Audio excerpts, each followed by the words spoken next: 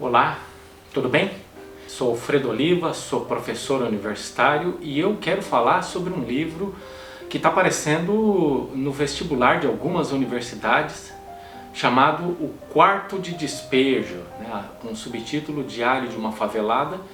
É um livro de autoria de Carolina Maria de Jesus e eu gostaria então de falar um pouco sobre esse livro e quem sabe, através das minhas observações, ajudar o público em geral, talvez especialmente vestibulandos e vestibulandas, a compreender algumas questões que estão presentes nesse texto, tá bom? Então me acompanhe aí nos próximos minutos e nós vamos destrinchar um pouco esse texto e também, claro, eu vou me posicionar, vou opinar sobre esse texto. Então, começando, primeiro, quem é Carolina Maria de Jesus? É uma mulher, né, negra, mineira, nasceu em Minas Gerais, mas se instalou na cidade de São Paulo e a narrativa dela, no Quarto de Despejo, é uma narrativa que acompanha o tempo em que ela está vivendo na cidade de São Paulo.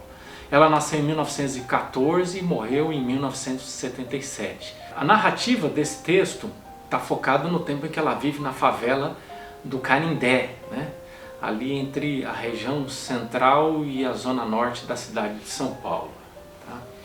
Ela trabalhava como catadora, né? O que a gente chamava de catadora de lixo, né? Hoje a gente usa um termo mais bonito, né? Trabalha com reciclagem de lixo, mas o termo que se utilizava, né, antes disso era de catadora de lixo. Ela fundamentalmente recolhia, né, papel e metais e vendia isso, e à medida que ela vendia, ela conseguia o dinheiro que precisava para comprar as coisas mais elementares para a sua sobrevivência. Tá? Então, o que chama a atenção nesse texto, que é um texto que narra acontecimentos no final da década de 50, feito por uma mulher negra, pobre, mãe solteira, de 3 filhos, e que teve pouca ou quase nenhuma instrução formal, quase nenhuma instrução escolar, e eu vou então falar um pouquinho que isso vai ser de fato uma das questões fundamentais aí para a gente entender a peculiaridade desse texto. Então vamos lá, falando agora um pouco do contexto da Carolina Maria de Jesus. Ela estudou somente 2 anos então do ensino fundamental, né, isso que hoje a gente chama de ensino fundamental e que ela se refere como grupo escolar, né? Na verdade, parece pela narrativa que ela sequer chegou a concluir o 2º ano do ensino fundamental, né? Ou seja, ela frequentou a escola, primeira e a 2ª série, parou no decorrer da 2ª série inicial, né, do ensino fundamental, e teria estudado apenas o suficiente para aprender a ler e escrever. Essa é uma questão que a gente já começa a levantar. Se uma pessoa hoje, sem concluir pelo menos o 2º ano do ensino fundamental, seria capaz de ler e de escrever. Ela é uma mulher que gostava de ler, de escrever, e ela fazia isso constantemente nas suas horas vagas, né? Isso aqui é uma peculiaridade, vamos assim dizer, né? Uma coisa bastante interessante sobre ela, que claro, o título do livro é Quarto de Despejo, Diário de uma Favelada, né? É um termo que identifica essa mulher como sendo uma favelada, né? Acho que isso em termos de marketing, né, em termos de procurar alavancar a venda do livro, é uma coisa interessante, mas em termos de identificação de quem é esse sujeito, não diz muita coisa, pelo contrário, né? Quer dizer, você identificar alguém como uma favelada, se você olhar para Carolina Maria de Jesus, de fato, o que chama a atenção para o livro dela é o fato dela narrar sua experiência cotidiana de sobrevivência como mulher que vive numa favela e que enfrenta imensas dificuldades para sobreviver. Mas é claro que o mais interessante da Carolina Maria de Jesus não é o fato dela ser uma favelada, mas o fato de que ela é uma mulher que lê muito, a despeito de todas as adversidades que ela enfrenta, né? Então isso me faz lembrar, por exemplo, o texto da Chimamanda, né? Uma mulher negra contemporânea nossa, né? Nigeriana, que quando vai falar sobre a África, ela diz, olha, é um risco da gente considerar a história da África como a história das pessoas pobres, das pessoas miseráveis, das pessoas que têm que lidar com a pobreza cotidianamente, né? Isso não é tudo que se pode dizer a respeito da África, a despeito disso ser de fato verdade, que há pobreza na África, né? Ou seja, há pobreza na favela, Mas isso não é tudo que a gente pode dizer, sobretudo a respeito da vida da Carolina Maria de Jesus, né?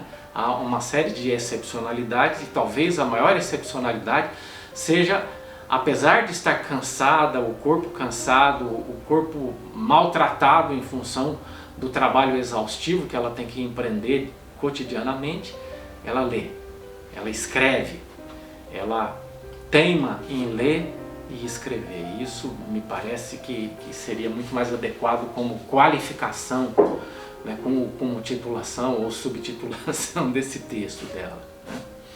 Ela começou a escrever então um diário no fim da década de 1950, em que narra o modo de vida de uma favelada, né? Então ela tinha o sonho de publicar as suas anotações e com isso poder então experimentar a ascensão social em função dessa publicação, né? A gente sabe que por publicações posteriores e tudo aquilo que aconteceu após a publicação desse livro, a gente sabe que ela de fato conseguiu ascender socialmente. No final a gente pode falar um pouco sobre isso.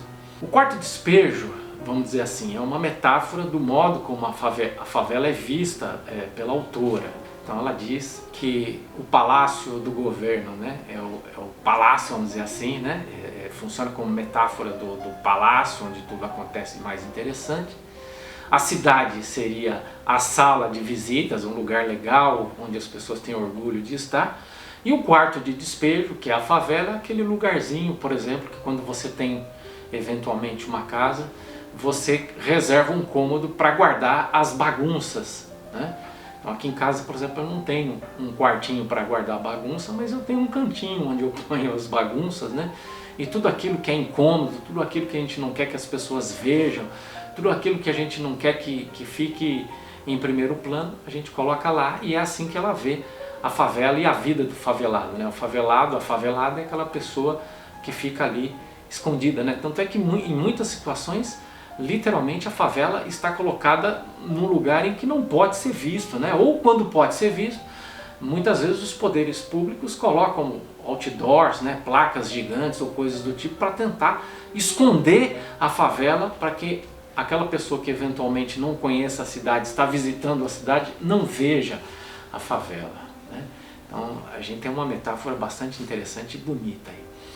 Eu queria falar agora um pouquinho sobre a linguagem da Carolina Maria de Jesus, que é uma linguagem, vamos dizer assim, bastante peculiar, se você preferir, muito característica, muito própria, muito criativa, né?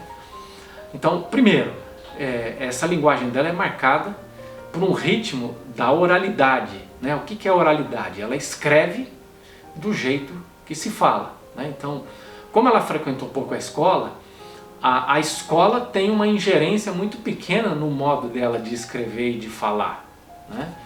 E por isso então o texto dela é marcado por aquilo que do ponto de vista da linguagem formal seriam erros, entre aspas, né? A gente não deveria chamar de erro, né? Mas de, talvez mais justamente, de linguagem peculiar, linguagem própria, de uma apropriação literalmente da linguagem, de um uso, de uma subversão inclusive do próprio código culto, formal da linguagem. É também marcado, vamos dizer assim, por uma certa mineridade, né? Por um acento, por um sotaque mineiro, né? Isso é bastante importante, porque à medida que você vai ler o texto, ao mesmo tempo que é um texto bem legal de ler, ela é uma narradora extremamente competente, a gente vai estranhar, não só porque o texto está distante da gente e marca um momento em que a língua funcionava de uma outra forma, mas também pela subversão do código formal da linguagem, né? Então ela atravessa esse código formal da escrita em função então do pouco tempo em que frequentou a escola. Ela usa expressões, isso é interessante, e vocabulário, né, eruditos, mesclados com concordância nominal e verbal próprias, né? Então ela usa a forma de colocação dos pronomes, né? Eu dei-lhe um livro para aquelas pessoas, né? Então ao mesmo tempo que ela usa algo que é mais formal ou mais bonita, ou mais elegante do ponto de vista estilístico, ela ainda assim não respeita a colocação, né, a concordância nominal, a concordância verbal, que a gente sabe que são regras importantes da linguagem formal. Outra coisa muito interessante sobre a linguagem dela é que ela utiliza uma narrativa marcada pela experiência pessoal. Presta bem atenção nisso, porque a Carolina está no final da década de 50 escrevendo. E isso é muito interessante porque na atualidade, mesmo na academia, está se tornando cada vez mais algo em evidência a pessoa utilizar isso, utilizar uma narrativa marcada pela experiência pessoal, né? Por exemplo, já gravei alguns vídeos aqui no canal, por exemplo, o filósofo espanhol Paul Preciado, que é uma pessoa da academia, que utiliza muito bem o código formal da linguagem, mas que narra a partir da sua experiência, né? E isso, sei lá, a gente poderia utilizar outros exemplos, né? Bell Hooks, né? Que faz a mesma coisa, que transita bem na academia, mas que utiliza a linguagem em primeira pessoa, fala das suas experiências pessoais. Então, a gente pode dizer que nesse sentido também a Carolina Maria de Jesus é pioneira. O que ela fez se coloca muito na moda, no bom sentido do termo, na atualidade, mas isso mostra que ela de fato era uma pessoa muito inovadora para quem estava vivendo nos anos 50, escrevendo nos anos 50. Talvez ela esteja utilizando aquilo que também mulher negra, né, brasileira, um pouquinho mais perto da gente, chamada Lélia Gonzalez, né, chama de pretoguês, né? Existe aí um neologismo, um novo termo criado, dizendo que as pessoas pretas têm uma forma própria de utilizar o idioma, né? Claro, isso é feito de forma bastante intencional na atualidade, e então as pessoas utilizam uma linguagem mais informal. A própria Lélia passou a utilizar nos seus textos, ela que também era da academia, passou a utilizar uma linguagem bastante informal, né? E isso era proposital, né? Quer dizer, no caso da Carolina, ela não estudou, não frequentou a escola, então ela não sabia usar a linguagem de nenhuma outra forma. A Lélia, mesmo sabendo utilizar a linguagem de uma outra forma, optou por utilizar de maneira mais informal para poder se comunicar de forma melhor e também para imprimir no seu texto marcas da sua identidade ou marcas do seu estilo, do seu modo de narrar, do seu jeito de ser, marcas também da sua experiência como mulher, como pessoa da periferia, como pessoa negra. Isso é uma coisa bastante importante. Bom, vamos então aqui, por fim, falar um pouquinho então sobre o cotidiano dessa pessoa favelada, né? O que para mim é uma denominação bastante discutível, porque essa mulher é favelada, mas ela foge à regra da favela, e o fato dela fugir à regra da favela é exatamente o que torna ela um atrativo, porque ela escreve e porque ela, a despeito, né, de viver na favela e ter muita dificuldade para conquistar a sua sobrevivência, para poder sobreviver com o mínimo necessário, ela tem muita dificuldade, mas ainda assim ela lê diariamente ou quase todos os dias e ela escreve quase todos os dias, né? É muito interessante porque ela ganha a cada dia o que precisa, né? Então ela fundamentalmente sai para a rua, coloca pilhas de lixo nas costas, de papel ou de metal, vende isso em alguns locais muito específicos que ela já tinha costume de vender, consegue naturalmente quantias muito pequenas e ela fundamentalmente compra comida ou gêneros de primeira necessidade. Então, por exemplo, ela narra muitas vezes que ficou semanas sem lavar roupa porque não tinha dinheiro suficiente para comprar uma barra de sabão, né? Porque priorizava, claro, comprar comida, né? E ela conta o tempo todo que os filhos estão com fome, que os filhos estão frustrados, que os filhos fazem festa quando entra pouco dinheiro e compra alguma coisa para eles poderem comer, ou quando não consegue ganhar o suficiente para comer, ela passa, por exemplo, num frigorífico e consegue literalmente alguns ossos, né? Imagino que esses ossos viessem com algum pedaço de carne muito pequeno, ela fervia esses ossos, por exemplo, com alguns legumes, e a partir disso então ela fazia uma sopa e tal, um pouco para enganar literalmente a fome, né?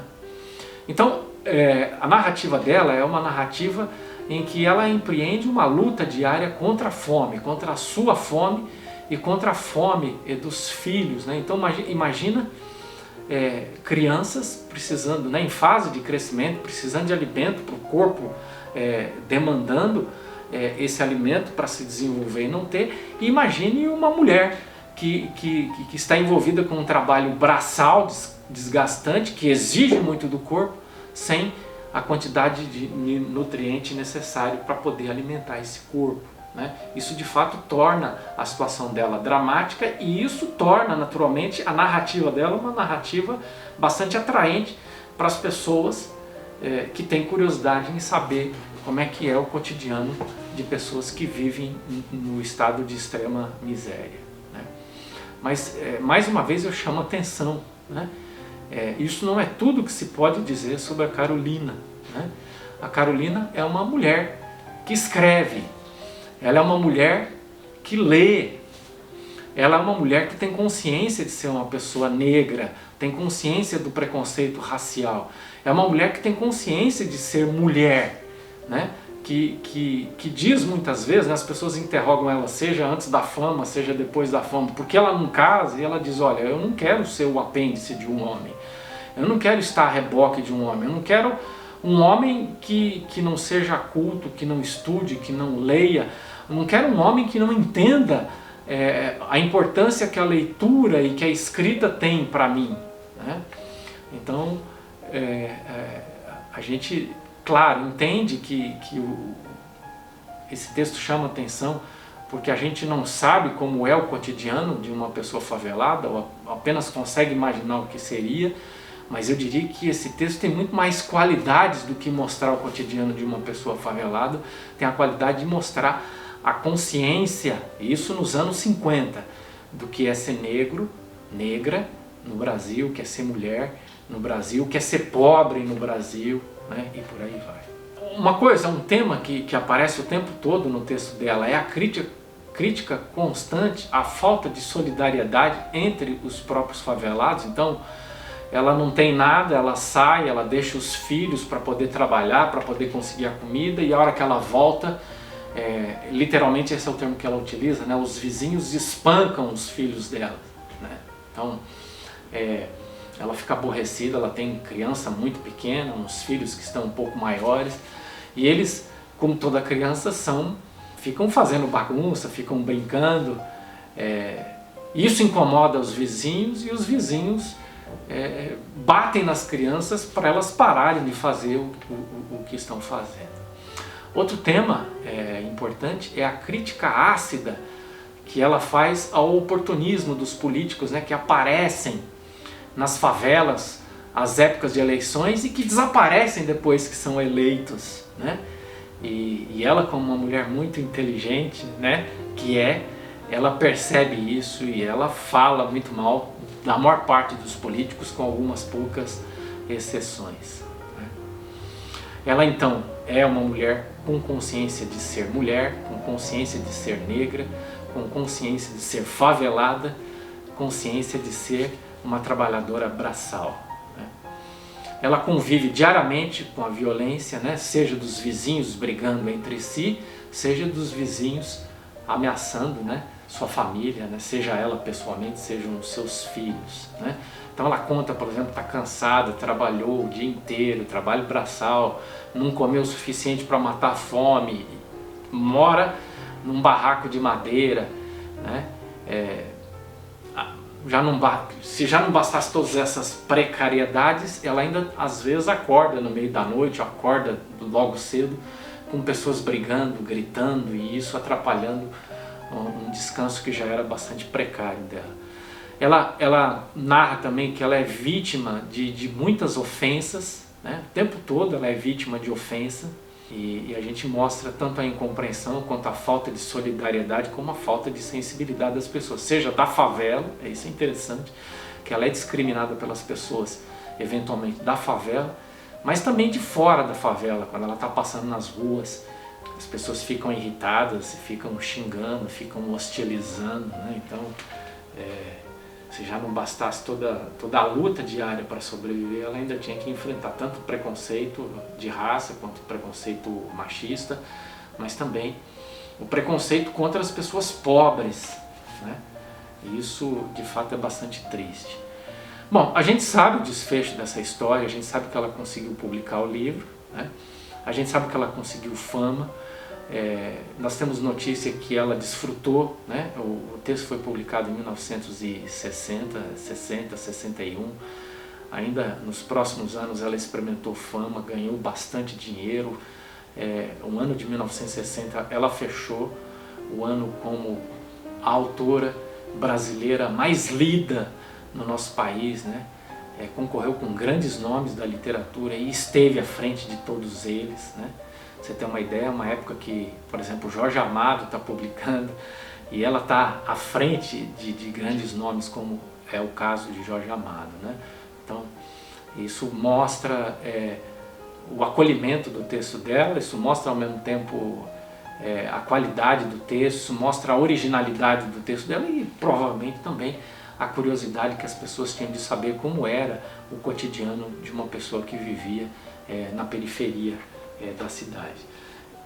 Essa história tem um final feliz no sentido de que ela consegue fama, consegue dinheiro, né? Então ela faz uma sequência dos diários chamado Casa de Alvenaria. Então ela sai da favela, vai morar numa cidade, na época era um bairro da cidade de São Paulo, Osasco, depois se tornou uma cidade autônoma em relação à cidade de São Paulo. Ela vai viver numa casa, primeiro emprestada, depois ela consegue alugar uma casa e depois ela sai de lá, ela consegue comprar uma casa no bairro de Santana, na zona norte de São Paulo. Então assim, por um lado essa é uma história que tem um final feliz. O lado triste dessa história é que ela, junto com a fama, ela vai tendo dificuldade para ler, vai tendo dificuldade para escrever, ela fica irritada, ela sofre com as ingerências dos editores que querem que ela produza um tipo de literatura e ela quer produzir outro tipo, ela quer fazer ficção, ela quer produzir contos, poesias, e eles querem que ela faça um diário. E ela fica desgastada com o sucesso, porque as pessoas sabem que ela está ganhando dinheiro, então o tempo todo as pessoas estão batendo na porta da casa dela, pedindo dinheiro emprestado, pedindo financiamento disso, daquilo outro, e por aí vai, tá bom? Bom, eu recomendo que vocês leiam então os 2 volumes de Casa de Alvenaria para ver a continuidade dessa história, né? E, enfim, eu espero que também com essas observações eu tenha ajudado a contextualizar e tenha ajudado a compreender minimamente esse belíssimo texto de Carolina Maria de Jesus, essa mulher que tem todos os méritos de ocupar o lugar que ocupa na literatura brasileira, e eu fico feliz que ela esteja voltando à cena literária agora no século XXI. Eu espero me encontrar com você num próximo vídeo um pouco mais adiante. Um abraço e até lá!